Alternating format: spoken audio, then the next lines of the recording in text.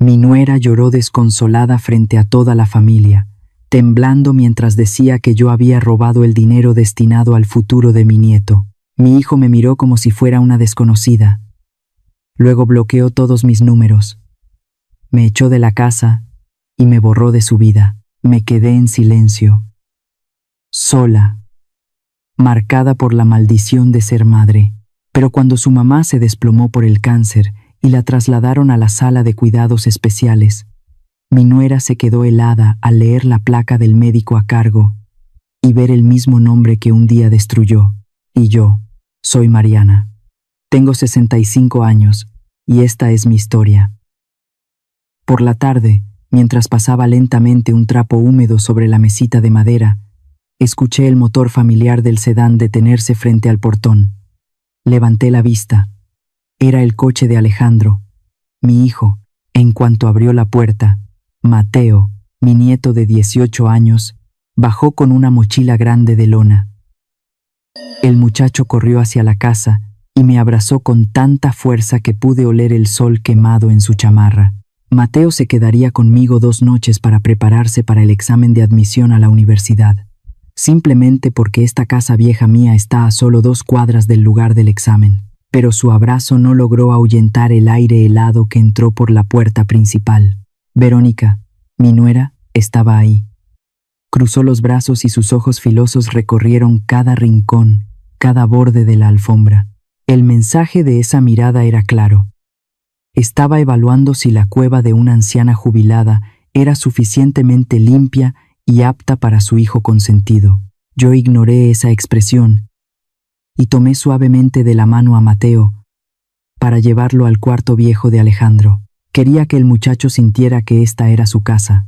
Abrí la puerta del closet, donde aún guardo los libros amarillentos de cuando su papá estudiaba la preparatoria.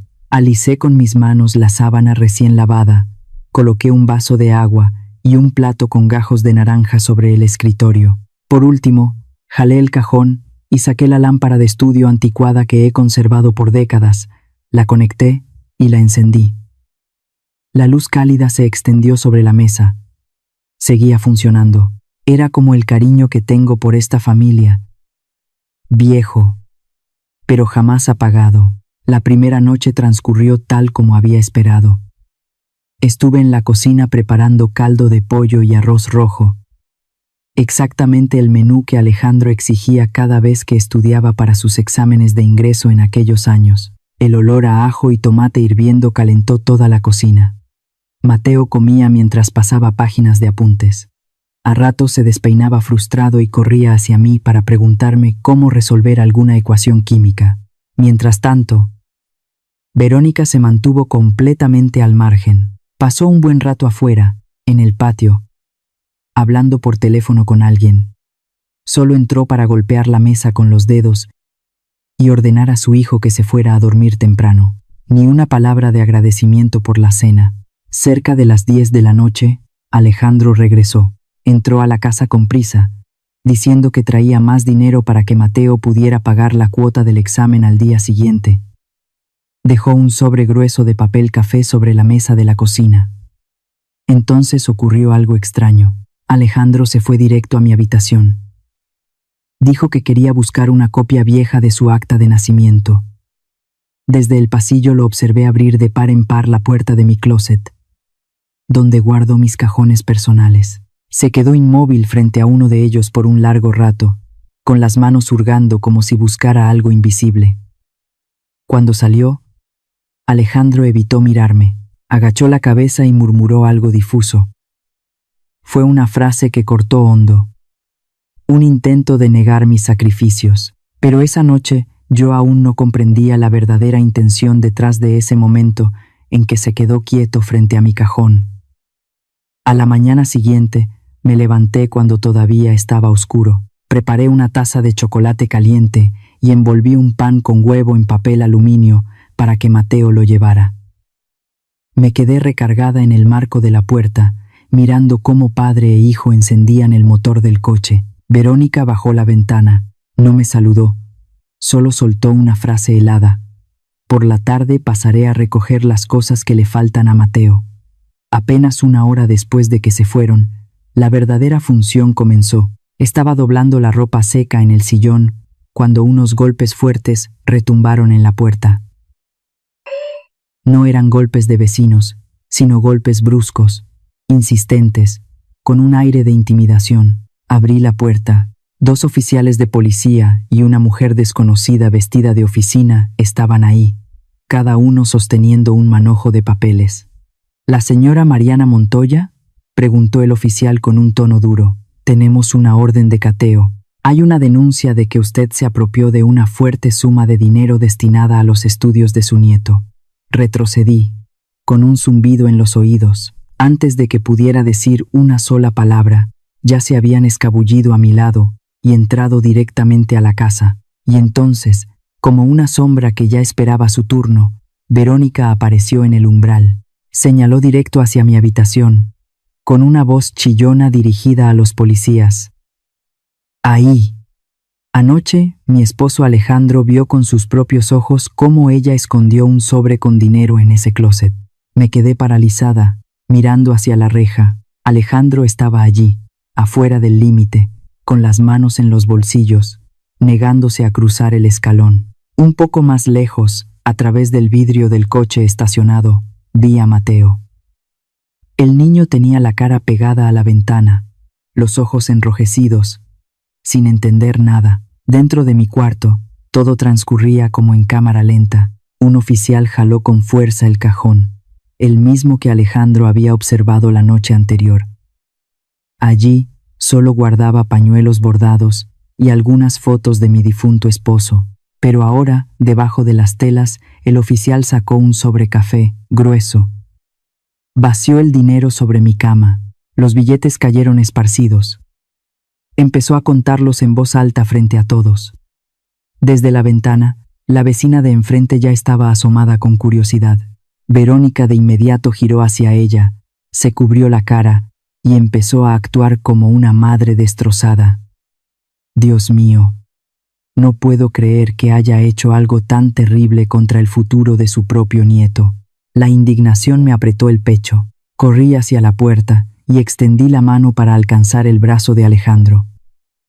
Hijo, anoche yo no toqué ese cajón. Tú lo sabes. Pero Alejandro, el mismo niño que yo había cargado dormido en los pasillos del hospital, se echó para atrás como si yo fuera una infección. Evitó mirarme, aclaró la voz, fingiendo autoridad. Yo vi claramente a mi madre guardar el dinero ahí. Oficiales, hagan lo que corresponda. No quiero que esto afecte el día de examen de mi hijo. Me pidieron cambiarme de ropa para ir a la estación a declarar. Entré tambaleando a mi habitación y mis ojos se toparon con mi vieja bata blanca colgada detrás de la puerta. Ese era mi honor. Mis 30 años de vida, estiré la mano para tomarla, como si así pudiera proteger mi dignidad. No necesita llevar nada, señora. El oficial apartó mi mano. Solo serán unas horas de declaración y volverá. Pero al llegar a la puerta principal, el frío de las esposas ya se cerraba alrededor de mis muñecas. El metal apretando mi piel arrugada me hizo estremecer. Mientras me llevaban, escuché cómo la ventana de la vecina se cerraba de golpe.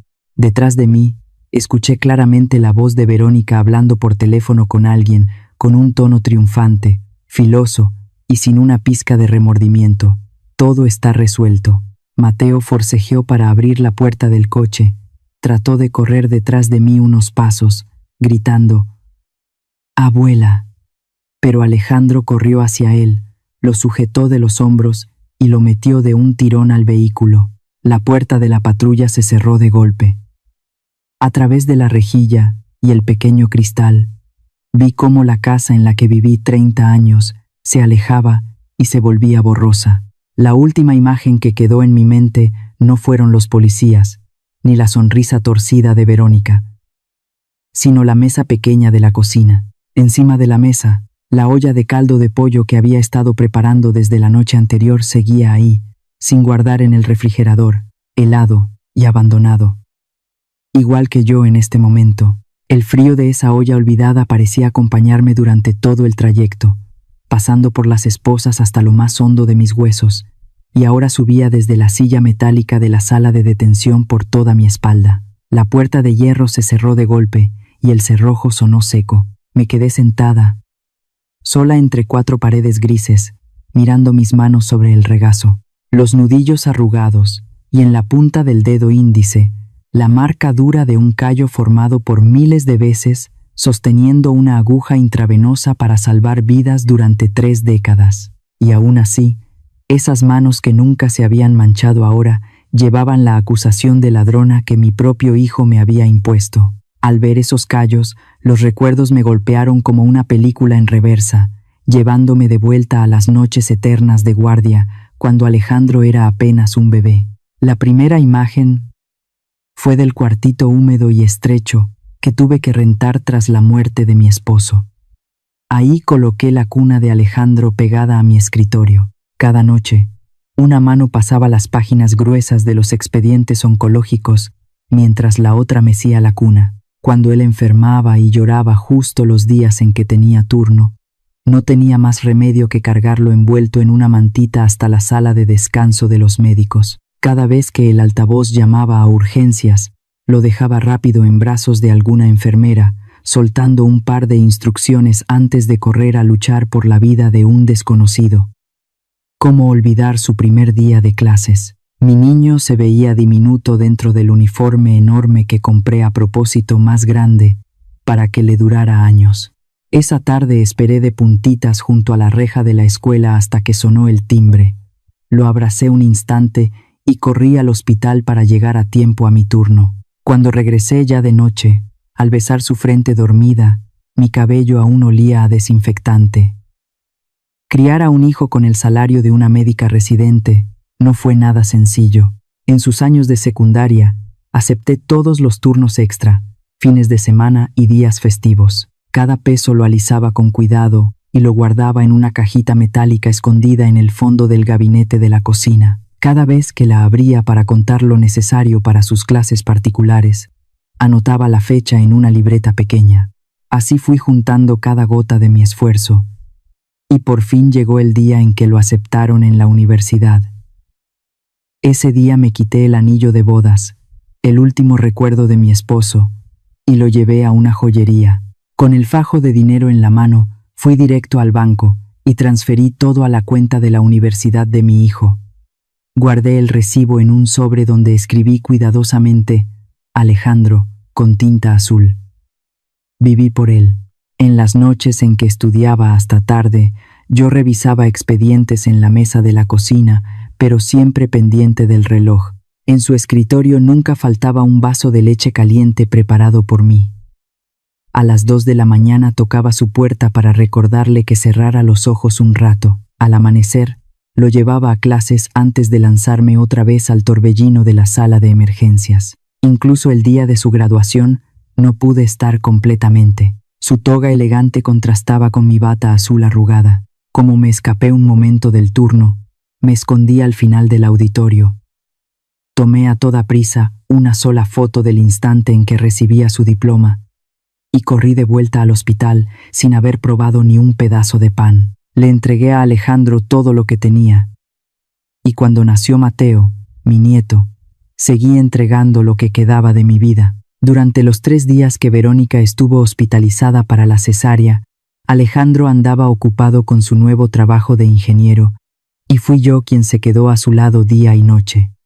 Mientras Verónica dormía rendida por el cansancio y los analgésicos, yo cambiaba cada pañal y preparaba cada biberón. Cargaba a Mateo por los pasillos silenciosos del hospital al amanecer, cantándole bajito para que durmiera sin molestar a mi nuera. Cuando Mateo entró a primaria, mi casa se volvió su pequeño mundo. Todas las tardes el transporte escolar lo dejaba en la puerta.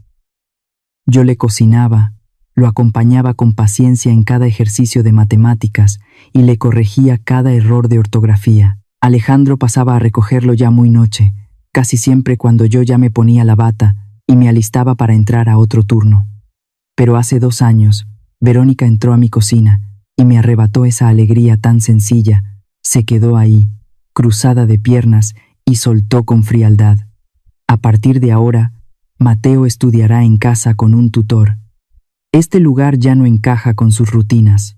Desde entonces, mis tardes solo fueron silencio y un escritorio vacío. El sonido metálico del cerrojo interrumpió el hilo de mis recuerdos. La puerta de la sala de retención se abrió.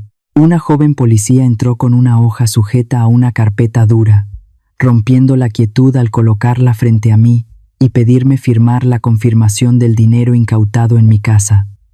Mis ojos recorrieron el documento, y de pronto, el corazón se me detuvo. La cifra anotada coincidía exactamente, hasta el último centavo, con la cantidad que había obtenido al vender mi anillo de bodas para pagar la universidad de Alejandro tantos años atrás. Una coincidencia escalofriante, o una jugada cruel del destino. Tomé la pluma con la mano temblorosa, pero justo cuando iba a firmar, mi mirada se detuvo en el apartado de información personal. En la sección de oficio, alguien había escrito, ama de casa. La rabia contenida estalló, quemándome el pecho. Podían quitarme la libertad, podían humillarme, pero nadie tenía derecho a borrar los 30 años que dediqué a la medicina. Dejé la pluma con fuerza sobre la mesa, levanté la cabeza y miré directo a la policía, pronunciando con claridad: por favor, corrija este documento. Yo no soy ama de casa. Ella frunció el ceño, sorprendida por la firmeza de una anciana recién detenida. Entonces, ¿a qué se dedica? El sistema dice que ya no trabaja. Médica, respondí, marcando cada sílaba. Estoy retirada, pero sigo siendo doctora. Ella se encogió de hombros, tachó la palabra ama de casa y escribió encima con tinta roja médica jubilada antes de que aceptara firmar. 15 minutos después, me llevaron a otra sala con un fondo gris para tomarme la foto del expediente. Mire directo a la cámara, señora, ordenó el fotógrafo. Me mantuve erguida. El flash estalló, capturando sin piedad la imagen de una supuesta ladrona, pero en ese instante de luz gélida, mi mente no estaba en la comisaría. Pensaba en el cajón de mi habitación. Se habían llevado el sobre de dinero falsificado. Pero, ¿habrían visto, o habrían tirado sin cuidado, la foto de Alejandro con su toga de graduación, la única que yo misma tomé y guardé como un tesoro durante tantos años en el fondo de ese cajón? El flash volvió a encenderse. Esta vez no parpadeé. Las lágrimas no pueden caer aquí. Nunca. La luz se extinguió, pero manchas blancas seguían brincando ante mis ojos, arañando mi visión. Parpadeé varias veces, aferrándome a la claridad igual que a mi última brizna de cordura. El fotógrafo cerró la carpeta y señaló a la policía que esperaba en la puerta. Él se acercó, golpeando suavemente el bastón forrado de cuero contra el marco de metal. Ya terminamos con la identificación. Por reglamento, tiene derecho a una sola. Seguí sus pasos por el pasillo impregnado de olor a cigarro y sudor viejo. Él señaló el teléfono fijo negro, gastado, colocado sobre una mesa metálica oxidada. Mi mano, todavía marcada por las líneas rojas que dejaron las esposas, tembló cuando levanté el auricular. Marqué el número de Alejandro. Cada dígito estaba grabado en mi memoria desde el día en que compró su primer celular. 3 veces. El silencio estiró cada nervio dentro de mi cabeza. Por fin, alguien contestó, pero en lugar del bueno de mi hijo. Lo primero que escuché fue el ruido de un programa de concursos en la televisión, y luego una voz de mujer, fría y baja al máximo. Es ella. La voz de Verónica. Sonaron unos segundos de movimiento y luego Alejandro tomó la llamada, con Engedai. Su voz era grave, plana, y lo que más me heló la sangre fue que no tenía ni una pizca de temblor o de preocupación. Le hablaba a una sospechosa, no a su madre, la misma que acababan de sacar esposada de su casa. Apreté el auricular, hablando rápido como si el tiempo fuera a robarme la oportunidad. Alejandro, escucha a tu mamá. Yo jamás toqué ningún sobre. Anoche, después de que ustedes se fueron, cerré la puerta y me fui a dormir enseguida. Puedo enumerar, puedo jurar ante Dios cada paso que di desde que se marcharon hasta el momento en que la policía entró esta mañana. Medinglaidí. Alejandro me interrumpió. Sus palabras fueron tan filosas como un bisturí. Yo mismo abrí ese cajón antes de que llegara la policía. Yo vi el sobre de dinero acomodado adentro. Tú eres la única que tiene llave de ese cuarto. ¿Cómo explicas eso? Sentí el pecho como si alguien me lo golpeara con un mazo. ¿Qué estás diciendo? ¿Dónde está Mateo? Déjame hablar con Mateo. Está en su cuarto.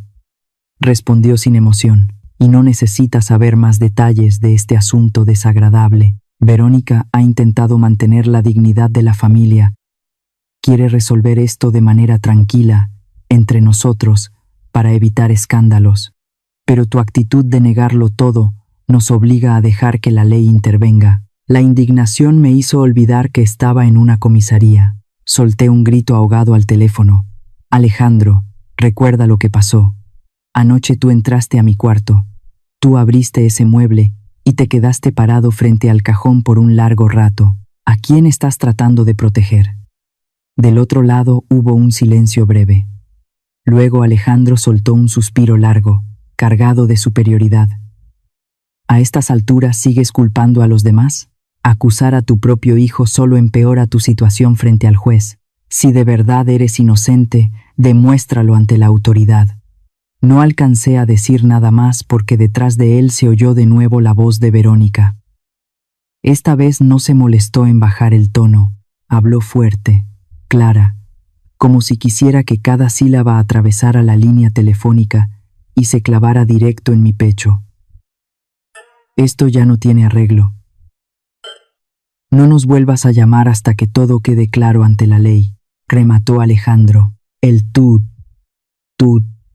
sonó vacío. La llamada duró exactamente 4 minutos. 4 minutos en los que un hijo decidió cerrar para siempre la puerta de su vida y cortar de un tajo el lazo de 40 años de sangre con su propia madre, llamada antes de pasar a la sala de detención de la fiscalía. Por aquí, solté el auricular. El policía lo arrancó de mi mano, lo dejó caer con fuerza en la base y luego me empujó de manera brusca para que siguiera avanzando. Esa tarde fue una cadena de trámites humillantes. Me obligaron a hundir las 10 yemas de mis dedos en una bandeja llena de tinta negra y a marcar cada huella en el papel. La tinta se metía en las grietas endurecidas de mis dedos. Esos dedos que alguna vez palparon tumores y sostuvieron pinzas manchadas de sangre para salvar vidas. Me entregaron un informe ya mecanografiado y exigieron que yo firmara una verdad devastadora. La evidencia fue encontrada en un espacio privado, cerrado y bajo el control absoluto de la sospechosa Mariana Montoya. Al final del día, un abogado de oficio asignado entró a la sala de detención. Se llamaba Esteban Morales, rondaba los 50 años.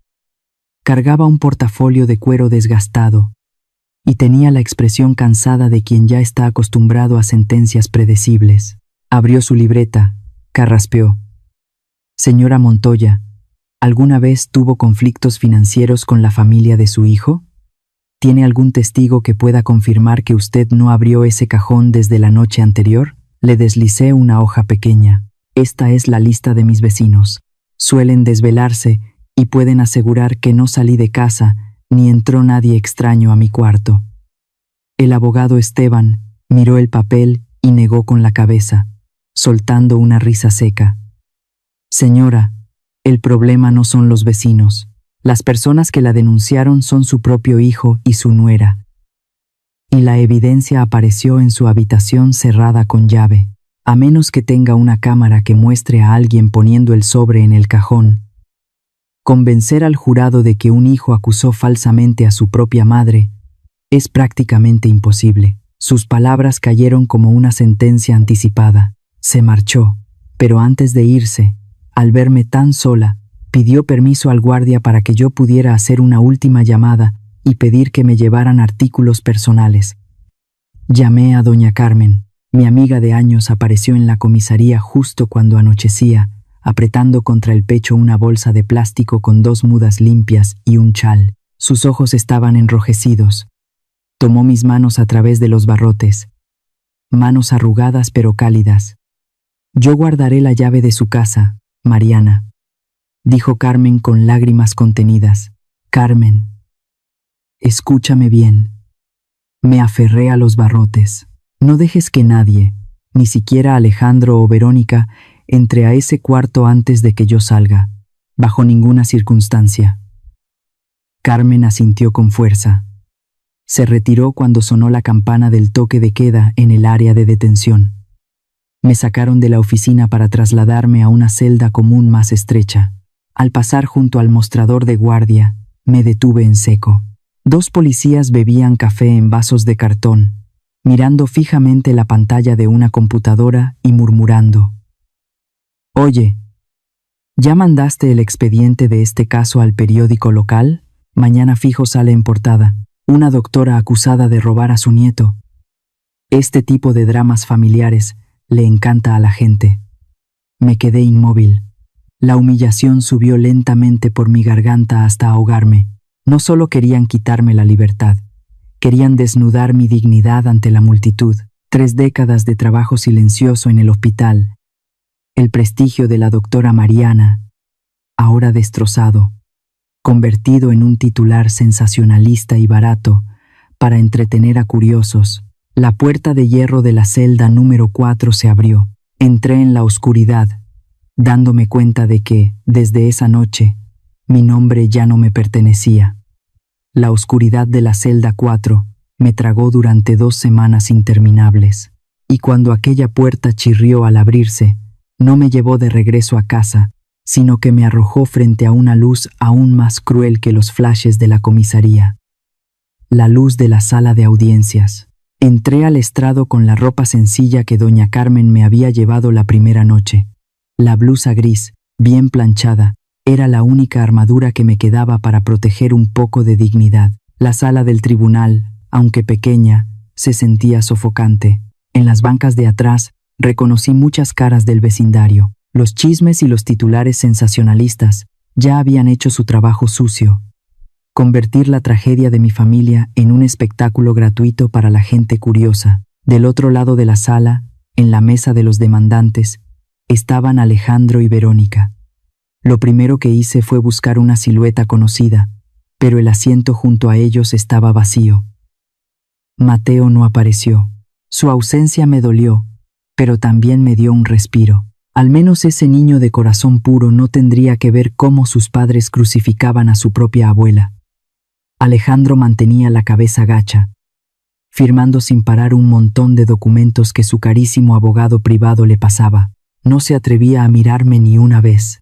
En cambio, Verónica estaba sentada muy recta, abrazando su bolso de marca sobre las piernas, con la barbilla apenas levantada, en pose de quien cree tener el poder absoluto. El golpe del mazo del juez resonó seco y frío, dando inicio al drama legal. El fiscal comenzó a leer la acusación con una voz monótona y sin alma.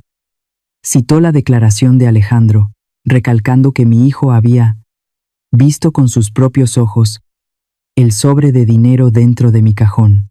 Levantó el estado de cuenta bancario, demostrando que la cantidad coincidía exactamente con la cuota escolar retirada de la cuenta familiar. Mi abogado de oficio, Esteban Morales, se puso de pie. Con un esfuerzo poco habitual, señaló un hueco en la línea de tiempo. «Señoría, por favor revise la fecha del retiro. Ese dinero salió de la cuenta un día antes de que Mateo fuera a quedarse con mi clienta. ¿Cómo iba ella a planear robar un dinero que ni siquiera sabía que existía?» Apreté las manos bajo la mesa, sintiendo un destello de esperanza. Pero enseguida el fiscal contraatacó con una sonrisa torcida. «Eso no elimina la posibilidad de que la acusada conociera de antemano los planes financieros de la familia y solo esperara el momento adecuado para actuar». Y entonces lanzaron la estocada final. Verónica fue llamada al estrado. Subió interpretando a la perfección el papel de mujer profundamente herida. Sus ojos se llenaron de lágrimas al mirar al juez. Con una voz temblorosa claramente calculada, declaró que meses atrás yo me había quejado de no recibir apoyo económico desde que me jubilé. Ella me miró directo a los ojos y me dijo que ya no tenía nada que perder. Verónica sollozó, limpiando lágrimas que ni siquiera caían. Señoría, siempre la respeté, pero la envidia y el resentimiento de la edad la convirtieron en alguien irreconocible. Traicionó la confianza del nieto que más la ama. Esa mentira descarada cortó mi garganta como vidrio roto. Abrí los ojos, atónita ante la facilidad con la que mi nuera retorcía la verdad. Así, fabricó un supuesto motivo para que el jurado pudiera verme como una culpable perfecta. Durante el receso, mientras esperaban analizar las pruebas, me dejé caer en la silla, agotada. Fue entonces cuando crucé la mirada con una mujer de mediana edad sentada al fondo. Llevaba un abrigo viejo y el rostro marcado por la vida. Mi memoria médica reaccionó de inmediato. Era la madre de un paciente con leucemia, al que había tratado gratuitamente años atrás. No se acercó ni dijo nada. Solo me regaló un leve asentimiento. Ese gesto frágil fue como un salvavidas, recordándome: Mariana, eres una doctora que salva vidas, no una ladrona. El juicio siguió. El fiscal proyectó la foto del sobrecafé dentro de mi cajón. Admitió que las huellas digitales estaban borrosas y no podían identificar a nadie, pero para el sistema, que la evidencia estuviera en un espacio bajo mi llave, sumado al testimonio directo de mi propio hijo, ya era una condena indiscutible. Los días siguientes, mientras esperaba la sentencia, por fin el periódico local publicó la noticia. El título, en letras gruesas y negras como tinta derramada: médica, jubilada acusada de apropiarse del dinero de su nieto. En el artículo, incluso citaron a unos vecinos chismosos que inventaron que la familia de la doctora llevaba años con problemas ocultos. Mi nombre, ese honor que cuidé con 30 años de desvelos y juventud perdida, terminó exhibido como un sacrificio en los puestos de periódicos de la calle. El día de la sentencia por fin llegó. El ambiente se volvió denso. El fiscal se irguió y declaró con voz fuerte que este caso no era un simple delito financiero barato. Es la destrucción cruel de la estructura moral de una familia, arrebatarle el futuro a la propia sangre. Su voz monótona y vacía leyó las palabras que sellaban mi destino. El tribunal declara a la acusada Mariana Montoya culpable del delito de abuso de confianza, pena de prisión según el marco básico para quien incurre en un primer delito, pero enseguida añadió algo más. Un detalle mínimo que en ese momento no imaginé que sería la llave de mi futuro. Considerando que la conducta delictiva no está relacionada directamente con su profesión, el tribunal no emite orden de suspensión del ejercicio médico de la acusada. La audiencia terminó. 2 policías se acercaron y me levantaron de los brazos. Al pasar entre las filas de asientos, una mujer de mediana edad en la última fila se abrió paso entre la multitud. Ignorando a los agentes, metió a toda prisa en mi mano un papelito doblado en 4. Doctora Mariana, dijo rápido, con la mirada firme, jamás voy a creer lo que escribió ese periódico de porquería. Usted le salvó la vida a mi hijo sin cobrar un centavo. Quédese con esto. Lo va a necesitar cuando salga de aquí. Cerré el puño alrededor del papel como quien sostiene una vida, dejando que los policías me empujaran. Afuera del tribunal, el cielo estaba gris. Subí los escalones del vehículo para reos cubierto con rejas. Antes de agachar la cabeza para entrar, miré hacia atrás por última vez. No muy lejos, Alejandro firmaba el último documento con el abogado. Verónica se lanzó a colgarse del cuello de su esposo frente a las cámaras de unos cuantos reporteros locales. Apoyó la cabeza en el hombro de Alejandro, fingiendo ser la mujer que acababa de recuperar justicia para su familia. Una victoria total. La puerta de la camioneta se cerró de golpe, cortando esa escena ridícula. El motorugio, a través de la ventanita opaca con barrotes, clavé la mirada en el enorme portón del tribunal que se iba cerrando detrás de mí. Ellos creyeron que me habían enterrado, pero no sabían que una semilla cuando se hunde en la tierra negra, no muere, sino que espera el día de brotar. El papelito en mi mano ardía como si tuviera vida propia. La historia de Mariana Montoya apenas estaba comenzando. La camioneta blindada brincaba sin parar sobre el camino irregular hacia las afueras de la ciudad. Pero mi mano seguía apretando el papel que aquella mujer había deslizado en la corte. El calor de mi palma lo envolvía, como si abrigara la última chispa de vida en pleno invierno. Presiono mi dedo sobre el nombre Valeria.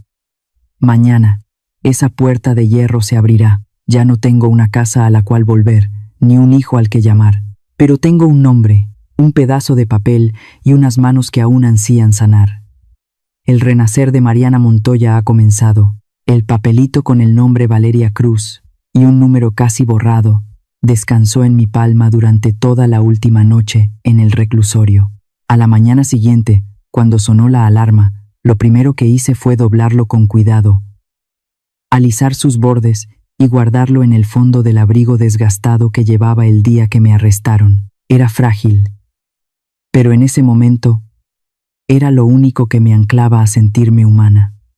El chirrido agudo del portón del penal se abrió poco a poco, desgarrando la neblina espesa del amanecer en las afueras de la ciudad.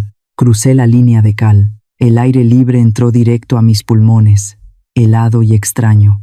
Me quedé parada en el asfalto cuarteado, cargando una bolsa vieja con ropa usada. Mi corazón, por más que intentara endurecerlo, buscó instintivamente una silueta familiar. Un coche conocido, la mirada nerviosa de mi hijo, o el llamado abuelita de Mateo, pero frente a mí solo había un silencio cruel. Mi propia sangre me había dejado abandonada en la puerta del infierno. Sin embargo, el destino siempre encuentra la manera de compensar. Al otro lado de la calle, acurrucada en una banca cubierta de rocío, estaba doña Carmen.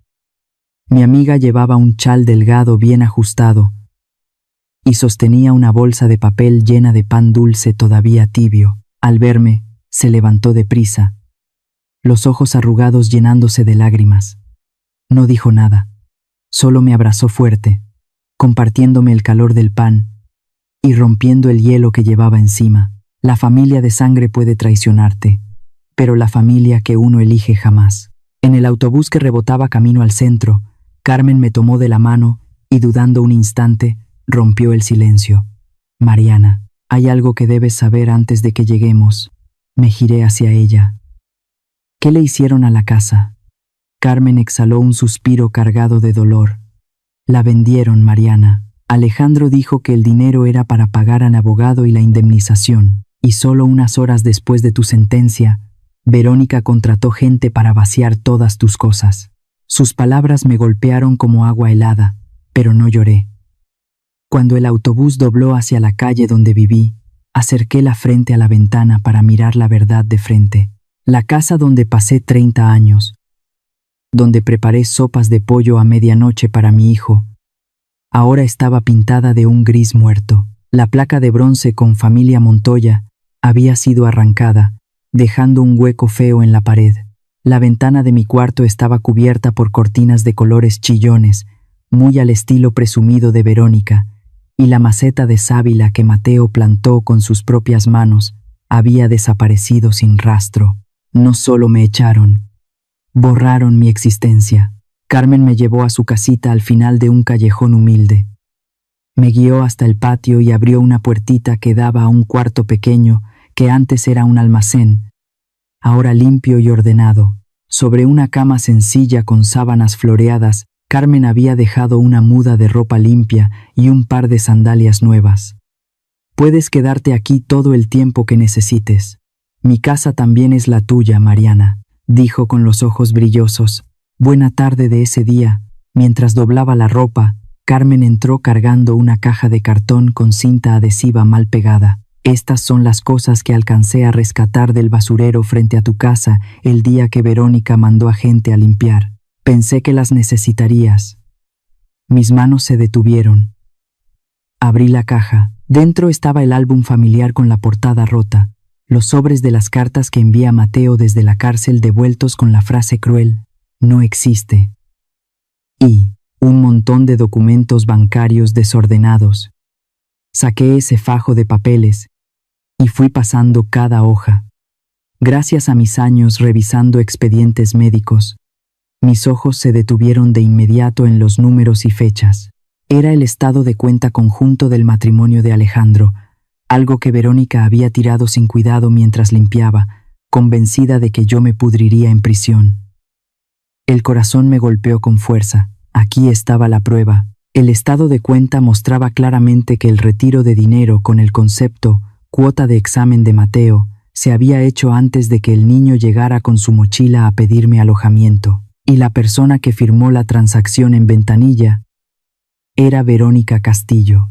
Ella retiró el dinero, lo metió en un sobre, fingió que se había perdido y luego lo colocó en mi cajón mientras inventaba la excusa de revisar la limpieza. Todo era una obra perfecta guiada por los celos y el miedo a perder control sobre su hijo. Dios mío. Carmen se tapó la boca cuando le mostré las fechas. Tienes que llevar esto ya al abogado. Podrías reabrir el caso y mandar a la cárcel a esa desgraciada. Apreté el estado de cuenta hasta que los nudillos se me pusieron blancos. La rabia pedía salir gritando, pero cerré los ojos y respiré hondo. A los 65, después de tantas noches en la oscuridad, aprendí que la venganza apresurada es un arma de los débiles. Doblé el estado de cuenta con calma, lo guardé en un sobre nuevo y lo coloqué en el fondo del cajón de la mesita junto a mi cama. Aún no. Carmen. Mi voz bajó. Ahora mismo, lo más importante es sobrevivir. Necesito recuperar mi lugar antes de entrar en esa batalla. Unos días después, caminé hasta el cementerio de la ciudad. Llevé un pequeño ramo de crisantemos blancos y lo coloqué sobre la tumba de mi difunto esposo. Me quedé ahí mucho rato, pasando la mano por la fría piedra. Por primera vez en décadas, no tenía que mirar el reloj para correr de vuelta a cubrir un turno. Aquella libertad repentina se sentía como un vacío que apretaba el pecho. De regreso a casa, mis pasos me llevaron sin pensar frente al Hospital General donde entregué toda mi juventud. Me quedé en la acera, escondida detrás de un árbol grande. El hospital había cambiado. El letrero de oncología tenía el nombre de un nuevo jefe de departamento. La entrada estaba reforzada con torniquetes y un sistema de escaneo. Las enfermeras jóvenes iban y venían por el patio sin que ninguna me resultara conocida. Me quedé mirando cómo ese mundo que alguna vez fue mío seguía funcionando perfectamente sin mí. Aquella seguridad nueva era un recordatorio cruel. Ahora yo era una extraña, alguien que necesitaba mostrar identificación para cruzar esas puertas. Pero la medicina no solo existe detrás de vidrios brillantes. Esa noche, al llegar a casa, encontré a Carmen sentada en la cama abrazándose las rodillas, con el rostro fruncido por el dolor en las articulaciones por el cambio de clima. Instintivamente, despertó mi vocación. Le pedí que me diera todas las medicinas que estaba tomando. Revisé la receta con mi experiencia, ajusté las dosis y masajé los puntos de tensión para aliviarle los músculos. Solo una hora después, Carmen ya dormía profundamente. Aquí tienes bản dịch nguyên đoạn. Đúng yêu cầu. Thành một đoạn duy nhất. Không xuống dòng. Văn phong tự nhiên. Đời thường. El día siguiente comenzó el milagro. Una vecina tocó la puerta con timidez, cargando en brazos a un niño ardiendo en fiebre. Doña Carmen dijo que detrás de su casa vive una doctora muy buena. ¿Podría ver a mi hijo? Me limpié las manos en el delantal y sonreí al recibir al pequeño. En solo una semana, el rumor se extendió como fuego sobre un campo seco. La gente del barrio pobre empezó a contarse al oído sobre la doctora que antes trabajaba en un hospital grande y que ahora vivía en un cuartito deteriorado. Cada tarde, la mesita de madera frente a la casa de Carmen se convertía en consultorio improvisado. Tocaban a mi puerta para que les tomara la presión, para que les explicara resultados complicados de análisis de sangre o simplemente para preguntar cómo tomar medicinas sin lastimarse el estómago. Yo no les cobraba un peso. A veces me pagaban con un manojo de verduras, una docena de huevos o sonrisas sinceras, llenas de gratitud. Ese respeto sanó mi espíritu, me recordó que una bata puede quitarse, pero estas manos siguen cargando un poder sagrado. Y luego, una noche ya tarde cuando la gente se había ido, regresé a mi cuarto y me senté al borde de la cama. La luz amarilla se reflejaba en la pared envejecida. Metí la mano en el bolsillo del abrigo y saqué un papelito gastado. Había llegado el momento. Marqué el número en el teléfono fijo de Carmen. Sonó 3 veces antes de que alguien contestara. ¿Aló? Habla Valeria Cruz.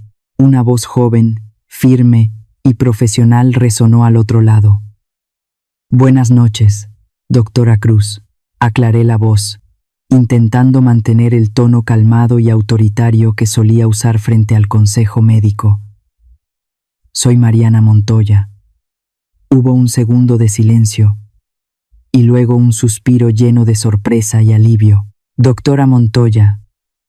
Dios mío, por fin la encontramos, exclamó Valeria, su voz transformándose en un respeto absoluto.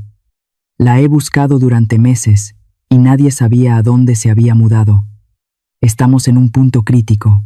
El hospital acaba de recibir un caso de cáncer extremadamente complejo.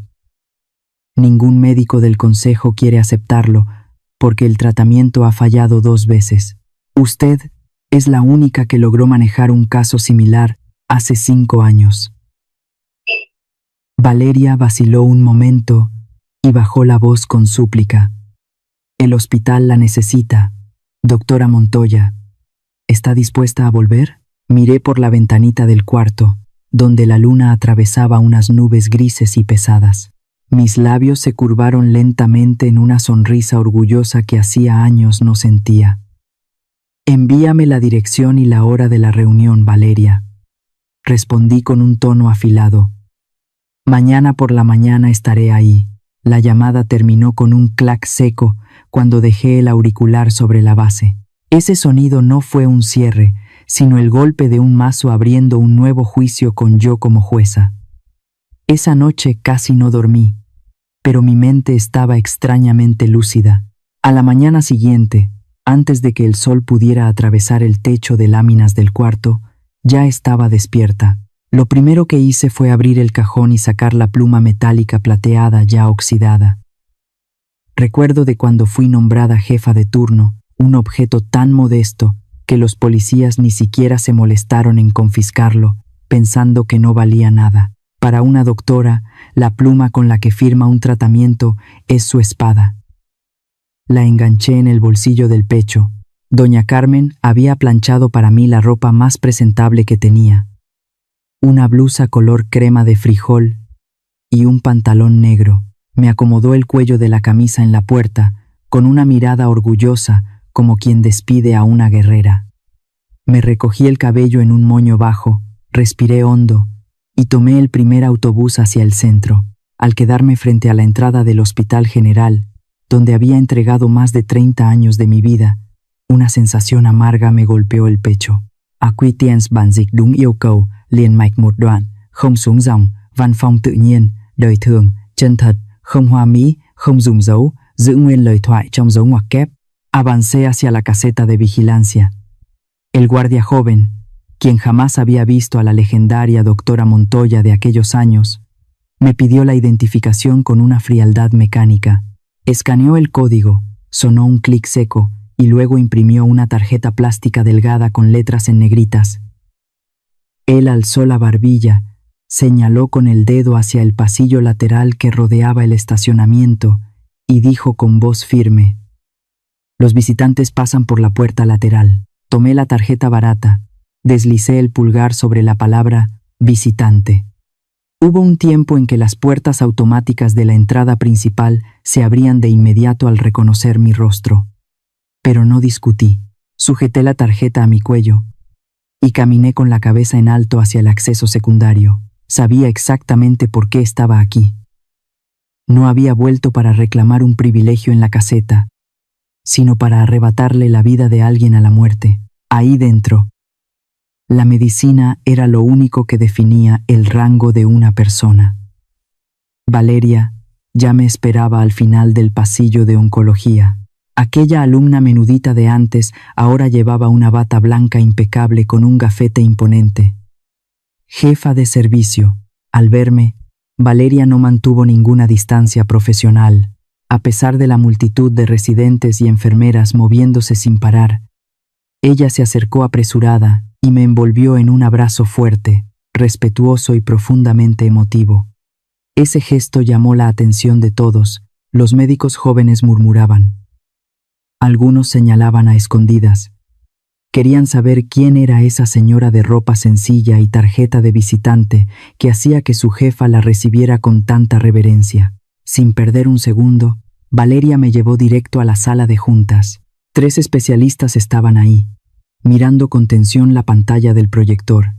En ella aparecía una sentencia de muerte llamada cáncer en etapa avanzada. Zonas oscuras y desiguales del tumor metastásico se extendían sobre la tomografía. Valeria apuntó con un láser y resumió. La paciente había pasado por 2 esquemas de quimioterapia estándar, sin ninguna respuesta. Las células malignas devoraban su cuerpo día a día. Todo el comité médico estaba sin opciones. Cuando vi este nivel de resistencia, recordé el caso del señor Rodrigo hace 5 años. Dijo Valeria mirándome con ojos brillantes. Doctora Montoya, aquella vez usted aplicó una terapia combinada dirigida que nadie se atrevía a intentar. Y funcionó.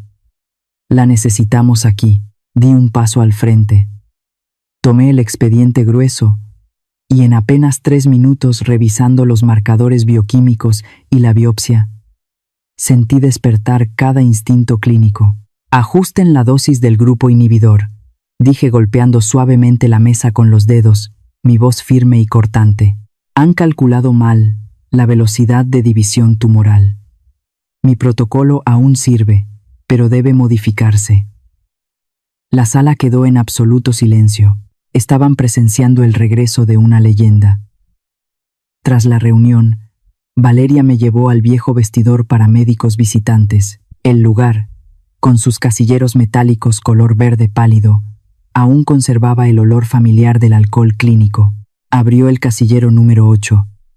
No estaba vacío. Una bata blanca impecable colgaba de un gancho.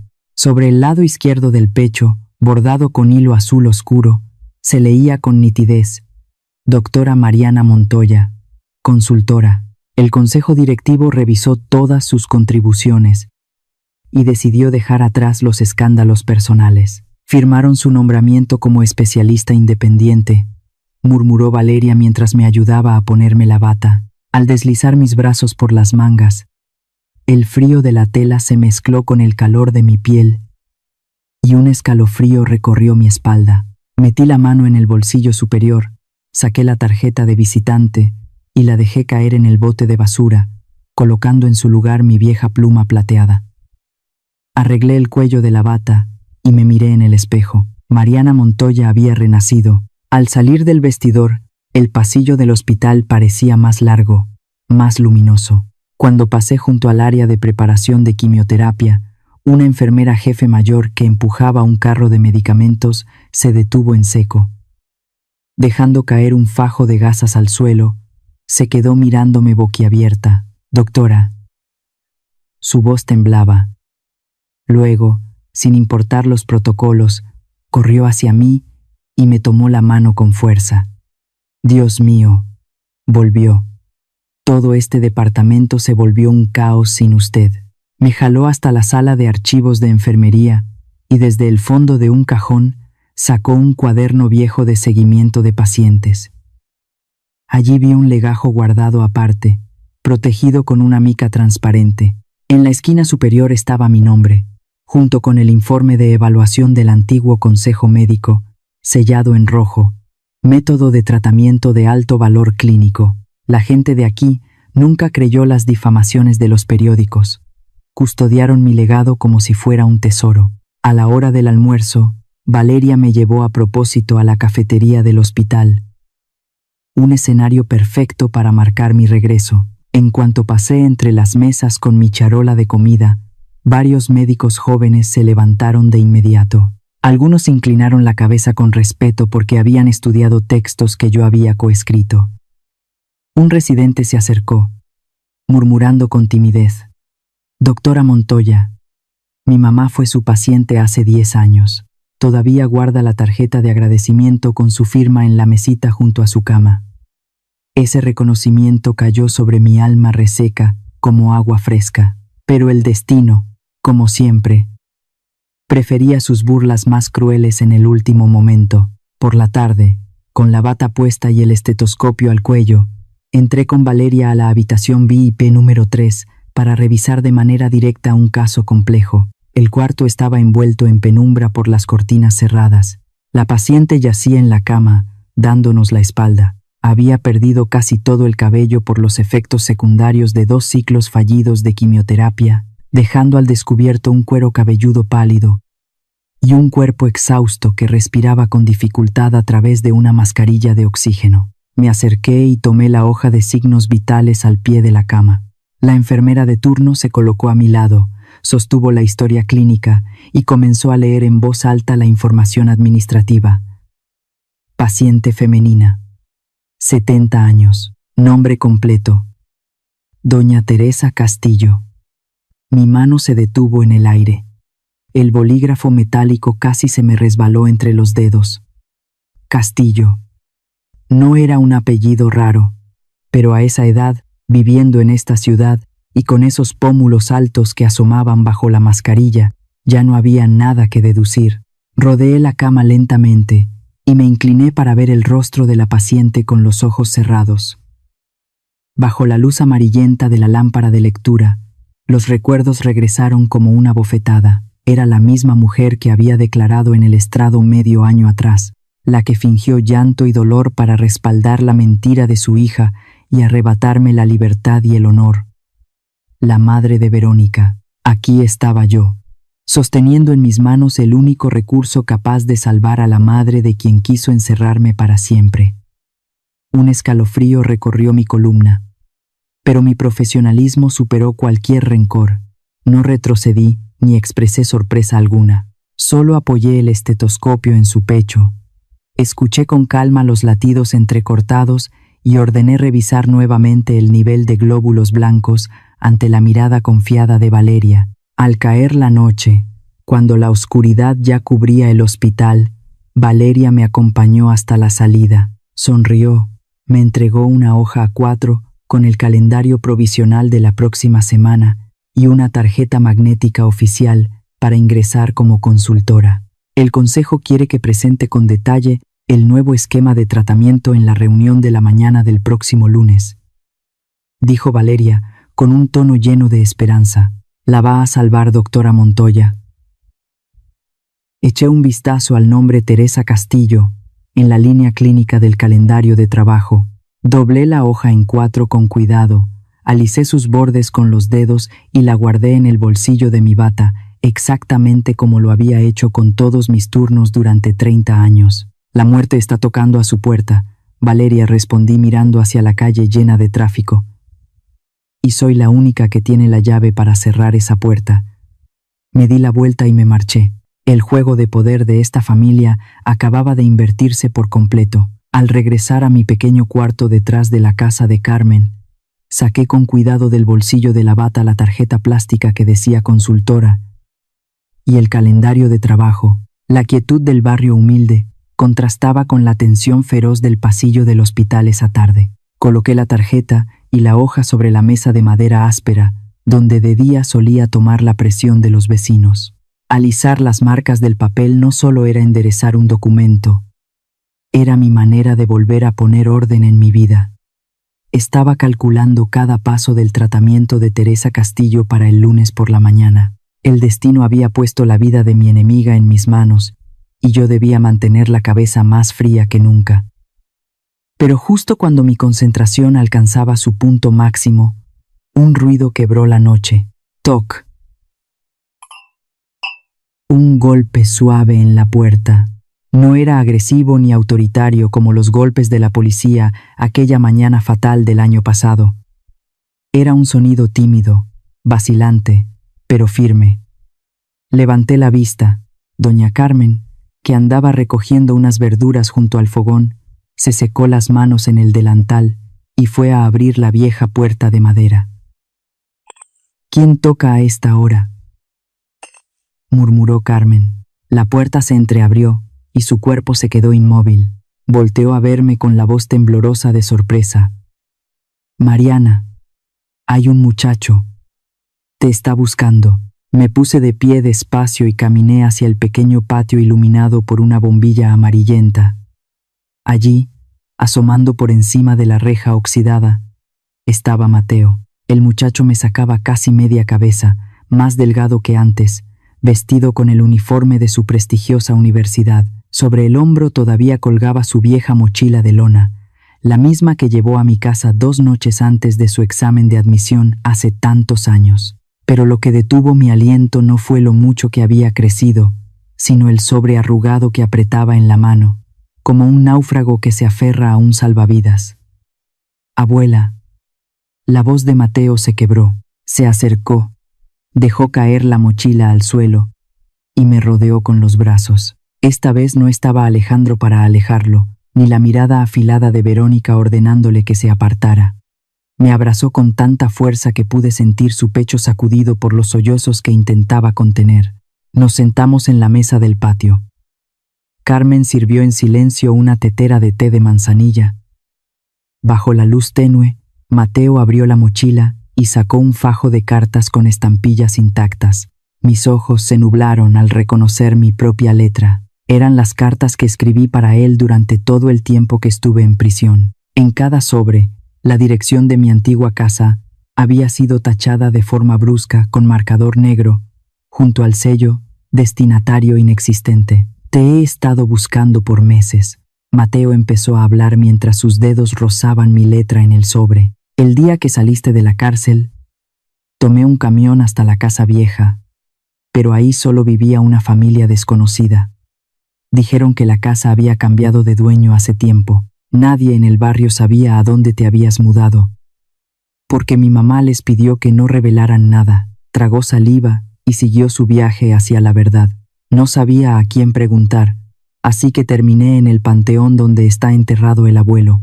Me quedé ahí sentado, esperando que algún día llegaras a visitarlo. Y la semana pasada, conocí a doña Carmen mientras limpiaba las tumbas de al lado. Ella me indicó cómo llegar hasta aquí. Tomé la mano de mi nieto y le pregunté con dolor. Mateo levantó la cara. En sus ojos oscuros había una determinación que nunca le había visto. Empujó hacia mí el sobre arrugado que traía en la mano. «Porque yo sé que tú nunca robaste ese dinero». Su gesto fue firme. Sacó del sobre una hoja impresa en blanco y negro. «El día que se llevaron a la abuela, mi mamá me metió al coche y dijo que los adultos iban a arreglarlo todo, que tú tenías problemas mentales, pero lo que ella no sabía era esto. Esa noche, antes de que papá Alejandro entrara a tu cuarto, yo vi con mis propios ojos ese sobre con el dinero sobre la mesa de la cocina, junto a la canasta de naranjas que tú me pelaste». Las palabras de Mateo cayeron como un rayo en la oscuridad. El único niño de la casa había visto la verdad desde el principio, pero la voz de un menor había sido aplastada por el poder de los adultos. Cuando entré a la universidad, conseguí trabajo medio tiempo en un despacho de abogados conocido, dijo Mateo rápido, señalando la hoja. Usé a escondidas mi acceso al sistema para revisar los movimientos de la cuenta de mi mamá. Mira, ese pago para la inscripción del examen fue retirado de su cuenta antes de que yo llegara a vivir contigo. Fue ella quien arregló todo. Miré la hoja. Coincidía por completo con el archivo que Carmen había encontrado en la basura. La verdad siempre encuentra la manera de salir a la luz, por más que la maldad trate de cubrirla. Llevé esta hoja para enfrentar a papá Alejandro, contó Mateo con la voz baja, cargada de una decepción profunda. Solo desvió la mirada y repitió que no removiéramos el pasado, que el tribunal ya había decidido. En ese momento entendí que prefería sacrificarte a ti con tal de mantener intacta la fachada cómoda de esta familia. A la mañana siguiente, empaqué mis cosas y me mudé al dormitorio de la universidad. En ese instante, Una vibración cortó el silencio. El teléfono en el bolsillo de Mateo se iluminó. En la pantalla aparecía el nombre de la persona que llamaba madre. Verónica estaba buscándolo desesperada. Mateo miró la pantalla unos segundos. La manipulación de Verónica había sido siempre una sombra enorme sobre su infancia. Pero hoy ya no era el chico de 18 años llorando detrás del vidrio del coche. Tomó el teléfono, mantuvo presionado el botón de apagado y la pantalla se volvió negra. Hoy quiero decidir mi propia vida. Mateo me miró con una sonrisa tibia. Abuela, ¿todavía quieres llamarme mi niño como antes? Las lágrimas finalmente cayeron. Apreté su mano. No importa cuántos años tengas, siempre serás mi niño para mí. Antes de irse, Mateo se puso la mochila. Sus ojos se detuvieron en mi gafete de consultora y en el calendario de trabajo del Hospital General que había dejado sobre la mesa. Lo tomó sorprendido. ¿Volviste al hospital? Sí, respondí, observando con cuidado su reacción. Estoy participando en la asesoría de un caso especial. Mateo asintió despacio, con una sombra de tristeza en los ojos. Mi mamá también anda muy desgastada. Mi abuela Teresa está mucho más débil. Le encontraron un tumor grande. Mi mamá la está llevando a un hospital grande en el centro, pero todavía no saben si es maligno o benigno, y nadie se atreve a tratarla. Un silencio enorme nos envolvió. El destino había arrojado las últimas piezas sobre el tablero. Mateo no sabía que el hospital grande del que hablaba era el mismo del calendario de trabajo, y que la doctora que tenía en sus manos el futuro de su abuela estaba justo frente a él. Yo decidí no revelar esa verdad. El trabajo de un médico no es usar a los pacientes para presumir poder ante su familia. Mateo se remangó la camisa y fue a ayudar a Carmen a cargar las cajas de medicamentos que los benefactores habían donado. Antes de salir por la puerta, volvió. Señaló el muro manchado detrás de mi pequeña clínica. Este fin de semana no tengo clases. Voy a comprar pintura y yo mismo voy a dejar esta pared bien bonita para la clínica de usted, declaró Mateo con firmeza. Se acercó y me abrazó otra vez. Esta vez se inclinó para susurrarme al oído, cada palabra sonando como una promesa inquebrantable. Esta vez no voy a dejar que nadie me impida venir a verla. La silueta del muchacho se perdió al final del callejón. Yo me quedé bajo el alero, mirando el cielo nocturno. Por primera vez en más de un año, sentí que las heridas abiertas en mi corazón empezaban a cerrarse. La familia de Mariana Montoya estaba formándose de nuevo, no por la ceguera de la sangre, sino por el límite de la verdad. La sensación del abrazo de Mateo aún estaba en mi hombro, pero al entrar a la sala de juntas el lunes por la mañana, la guardé. Saqué mi pluma y marqué en rojo las áreas metastásicas del PET de Teresa Castillo. Aquí no había emociones, solo la frontera entre la vida y la muerte. La puerta se abrió de golpe. Una enfermera avisó que un familiar de un paciente VIP estaba causando problemas en recepción. Déjenme a mí. En el pasillo, Alejandro discutía. Verónica estaba desplomada en una silla, y en la camilla estaba Teresa, la misma que un día me acusó ante un juez. Alejandro se volteó. Los papeles en sus manos cayeron al ver el gafete. Doctora Soledad Montoya, consultora. Valeria anunció que yo estaba a cargo del caso. Mamá. Levanté la mano para detenerlo. Preparen el consultorio número 2. En la habitación, Verónica intentó entrar para hablar a solas. Aquí solo están la doctora Montoya y la paciente Castillo. Por favor, salga. Por la tarde hice la biopsia durante 5 horas. Alejandro esperó afuera sin moverse. Al salir, me entregó un sobre con estados de cuenta bancarios y una denuncia falsificada.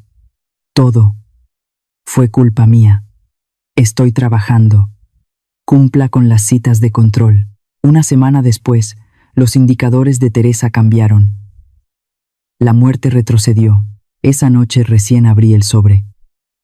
Al volver a la pensión de doña Carmen, vi a Mateo pintando de nuevo la pared del consultorio, mientras Alejandro sostenía la escalera como si fuera su ayudante. Ya metí la solicitud para revisar la sentencia. En la cocina, leí la carta de confesión de Verónica, su envidia y el miedo a perder poder. Verónica apareció en la puerta, sin ese aire altivo de antes. Ya envié la confesión al abogado. Perdóneme. Señalé la silla. Alejandro, mi honor lo recupero yo misma. Verónica. Pagar ante la ley no significa volver al pasado. Mateo tiene derecho a elegir a su familia. La cena transcurrió en silencio, pero ya no pesaba. Mateo contó cosas de la escuela. Carmen se rió. Alejandro escuchó. Un mensaje de Valeria avisó que el tumor se estaba reduciendo. Lo habíamos logrado. Cuando Alejandro y Verónica se fueron, Mateo se quedó a lavar los platos conmigo. ¿Puedo venir a cenar el fin de semana otra vez? En mi casa siempre hay un lugar para ti. Apagué la luz. La mesa que una vez cayó por culpa de mentiras, ahora se sostenía con la verdad. La vida de Soledad Montoya recién empezaba de verdad. Esta noche, cuando en la cocina solo quedan el tic-tac del reloj y el olor a café frío, por fin me permito respirar como un ser humano, no como médica, no como acusada, no como la madre rechazada por su propia sangre. Hubo años en los que viví solo para demostrar mi inocencia. Luego hubo días en los que viví solo para recuperar la justicia, pero hasta hoy entendí que lo importante no era vencerlos, sino recuperarme a mí misma, a la mujer que fue empujada hasta el fondo sin perder su dignidad. Un tiempo creí que la familia era un lugar donde una debía sacrificarse hasta agotarse. Creí que callar era la forma de mantener la paz, y pagué esas creencias con mi honor, mi libertad y muchas noches heladas. Pero la vida, de una forma muy justa, me enseñó que el amor no significa dejar que otros te pisoteen, que perdonar no significa volver al lugar que te destruyó, y que la sangre no siempre es familia. La familia es donde te respetan, donde te ven, donde no tienes que demostrar tu valor. Miro mis manos, las mismas que temblaron en el juicio, las mismas que alguna vez fueron esposadas como si fuera culpable, y que hoy son las mismas que salvaron a alguien del borde de la muerte. La justicia no llega de golpe, llega poco a poco, con constancia, con disciplina, con no permitir que el rencor te convierta en otra persona. Si escuchas esta historia, y también fuiste traicionada, si te hicieron sentir sin valor, por favor recuerda lo que a mí, fuiste, por favor recuerda lo que a mí me tomó media vida aprender. No luches para que otros te reconozcan, vive de tal forma que ya no necesites ese reconocimiento. No esperes a que otros te devuelvan la justicia. Reconstruye tu vida hasta que el pasado ya no tenga poder sobre ti. Y sobre todo, nunca sacrifiques tu dignidad para sostener una relación que solo existe gracias a tu aguante. Hoy ya no soy la víctima de mi vieja historia. Soy quien escribe la siguiente parte de mi vida.